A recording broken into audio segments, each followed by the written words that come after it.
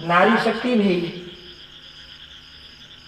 बहुत श्रेष्ठ होती है, क्योंकि उनमें वह क्षमता होती है, वह सजगता होती है, वह अपने एक जीवन में अनेकों जीवन को जीती है। कभी माँ बनती है, कभी बेटी बनती है, कभी पत्नी बनती है, कभी सास बनती है, कभी दादी बनती है, कभी मामी नानी, और प्रत्येक बार वो जब जो बनती है तो उसी से वो प्रेम जोड़ते चली जाती है। आपने देखा होगा कि जब बच्ची कुंवारी होती है तो उसको माता पिता बहुत प्रिय होते हैं। एक बच्ची जब छोटी होती है, कन्या होती है, तो उसको अपने माता प्रिय सबसे ज्यादा प्रिय होते हैं, और सबसे ज्यादा प्रिय होता है पिता। तो बच्ची को अपना पिता सबसे ज्यादा प्रिय होता है, बच्चे को नहीं होता, लड़के को कोई पिता प्रिय नहीं होता, लड़की को होता है नहीं होता। वो अपने पिता के लिए दुख को देखती है, पिता को देखती है। वो जब ठेका सहना घर आता है तो जब पिता सोता है ना, तो उसकी बेटी एकमात्र, पत्नी भी नहीं, उसकी बेटी उसके पैरों को देखती है और उसकी बेटी की आंखों में आंसू आ जाते हैं, और पिता के हृदय में उसके प्रति ऐसा सरल स्वभाव बनता है कि पिता के दुखों को देख नहीं सकती। वो खूब प्रेम करती है, हर बार प्रेम करती है, और हर कोई आवश्यकता के लिए अपने पिता से कहती है। और कई बेटियां तो अपने पिता के साथ में मित्र की तरह रहती है, दोस्तों की तरह, कि कोई हम दोस्त हो, मित्र हो। लेकिन जब वही बेटी बड़ी होती है, उसका विवाह होता है, तो कुछ दिन बाद ही वह बेटी को उसका पति प्रिय हो जाता है।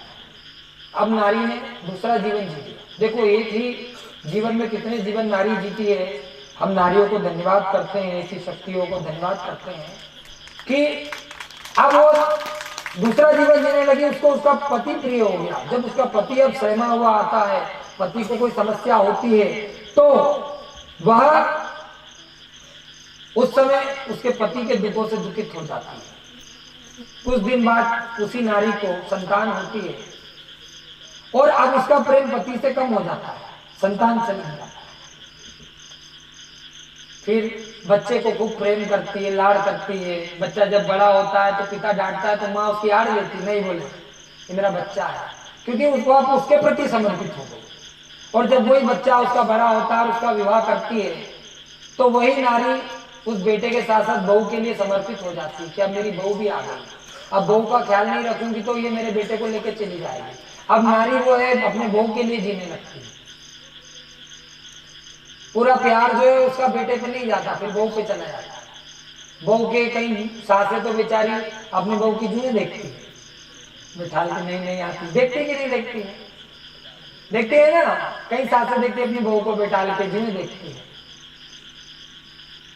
कहीं तो बेचारी बहू पड़ी रहती है धड़ा और सास बना रही था। तो नारी अब बहू के प्रति समर्पित हो गई कि उसको पता है कि अब मुझे यही है मेरे लिए सब कुछ।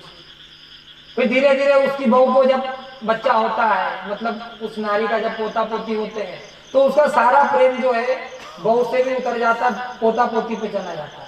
अब पोता पोती को खिलाने लगती है, पूरा मन उनका जो है पोता पोती पे चला जाता है। अब उसको ना पति की फिक्र, ना पिता की फिक्र, ना उसकी बहू की फिक्र, अब फिक्र हो गई उसको पोता पोती, ना उसको किसी और चीज से लेना जाता। अब धीरे धीरे भी पोता पोती बड़े होते हैं, उनकी भी शादी हो जाती है, वो भी सब अपने अपने घर चले जाते हैं। इस तरफ ये नारी की उम्र निरंतर चलती रहती है और ये बूढ़ी हो जाती है।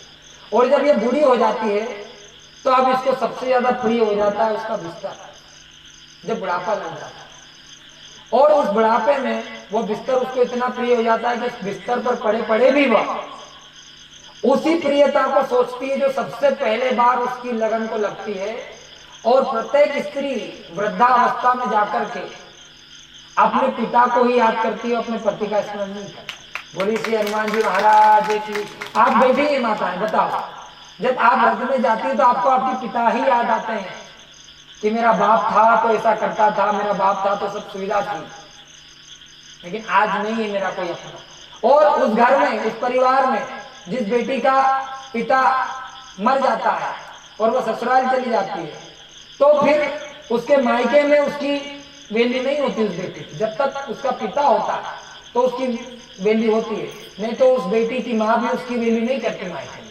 तो इसलिए पिता और बेटी का एक बहुत सरल नाता है।